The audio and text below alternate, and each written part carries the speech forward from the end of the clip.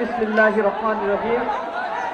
একতার বাংলাদেশের আহ্বানে সাড়া দিয়ে আজকের ছাত্র জনতার এই মহাসম্মেলন ঘটেছে।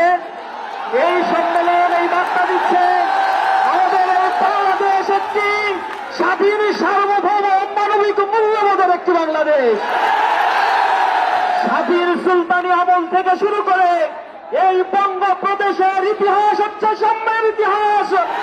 এখানে সাম্প্রদায়িকতার কোন স্থান নেই। এখানে যারাই এ সকল পুঁজি করে মানুষের মাঝে বিবাদ সৃষ্টি করেছে তাদের একমাত্র উদ্দেশ্য হচ্ছে এ দেশের অগ্রগতিকে থামিয়ে দিয়ে এক নির্লক্ষ্য পরায়ণ করা। গত 5 আগস্ট আপনারা দেখেছেন নতুন এক বাংলাদেশের জোরদার দিতে হয়েছে।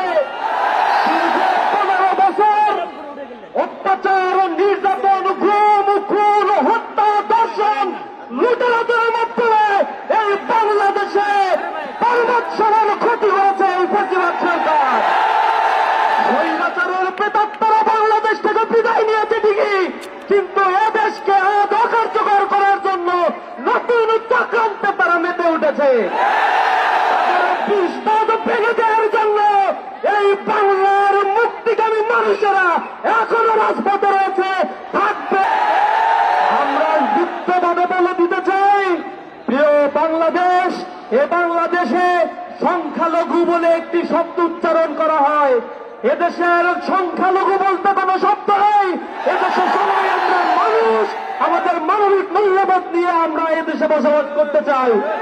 একতার বাংলাদেশে আজকে যারা এখানে উপস্থিত হয়েছে, গণ্যমান্য ব্যক্তিগণ, বিভিন্ন সম্প্রদায়ের লোকেরা, তারা আজকে যে বার্তা এখান থেকে ছড়িয়ে দিয়েছে, আমরা আশা করি আমরা এ দেশকে নতুন উদ্যমে, তারুণ্যের উচ্ছলতায় আমরা এই দেশকে গড়ে তুলতে চাই।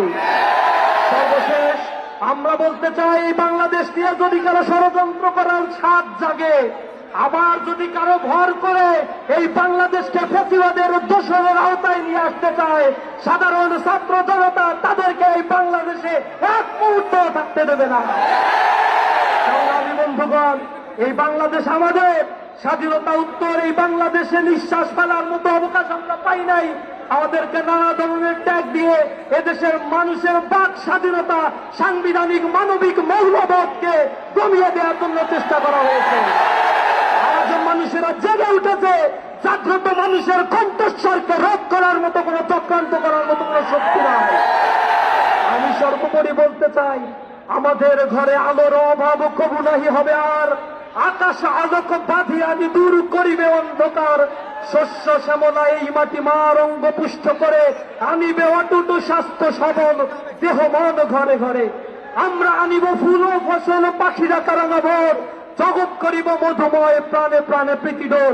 আমরা প্রতিটি প্রাণের বন্ধনে এই স্বাধীন সার্বভৌম দেশকে গঠন করব।